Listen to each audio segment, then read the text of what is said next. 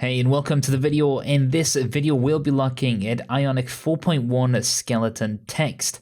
We'll be using an Ionic Angular application to get this up and running, and the image here gives us a little bit of an idea of what we're going to be creating. So essentially, what does this tell you? Well, maybe we have some placeholder text here, we have a placeholder image, some different things for a card headline and maybe some information about a particular article, and then maybe the rest of the article down here. So when we see this type of UI inside of content, we expect that this will disappear after a certain amount of time and the content will appear. It's been a thing for the past couple of years now where people would create these what's known as skeleton UIs to give us a sort of, as you can see in this example that we have down the bottom here, we expect that this will load and the content will appear. So it is placeholder UI that shows in place of actual content. So when is this good to use? Well, of course, if we're loading anything asynchronously, it's a really good idea to display skeleton text if you're displaying items such as cards, lists, and much more. So the skeleton text itself, it accommodates whatever you put inside it, especially inside of an Ionic component. So when we talk about Ion Avatar, you can see it makes it circular like this. Let's not jump too far ahead of ourselves yet. This is simply just an example of what we'll be creating. And like I said, this article is over at ionicworkshop.com. You can also find a link to the article inside of the description. So here we have a very simple Ionic Angular application. It's about as simple as you can get. Let's start off with an Ion card. Inside of the card, we'll have an Ion card header. The card header will then have an Ion avatar. It will have the slot of start, and inside of the avatar, we'll show an Ion skeleton text component.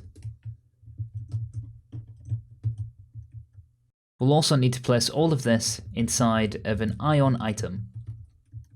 Once we do that, you can see that we have this avatar, which is currently grayed out. And if we add the animated attribute to this, you can see it starts to move as if it's loading content. In that same item, let's add an Ion label, and we'll add a few content elements. So maybe a H2. With an Ion skeleton text once again.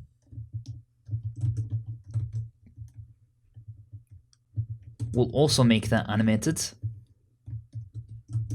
And maybe a couple paragraph tags.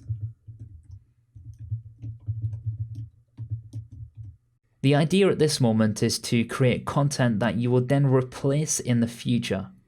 So you want it to match how the content would actually look. Another thing I want to do is inside of the Ion item, add lines equal none. That will get rid of the line like so.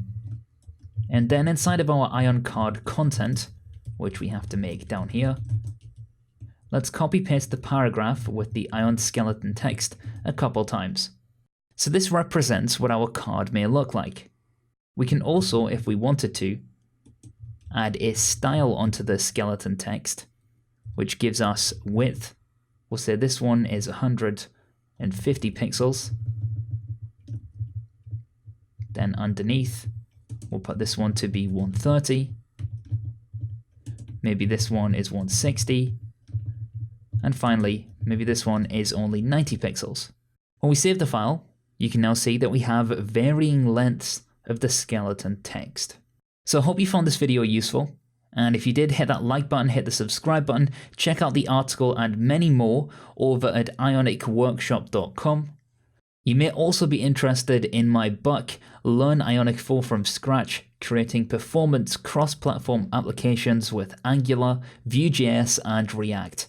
It's currently got 124 pages and there's much more to come.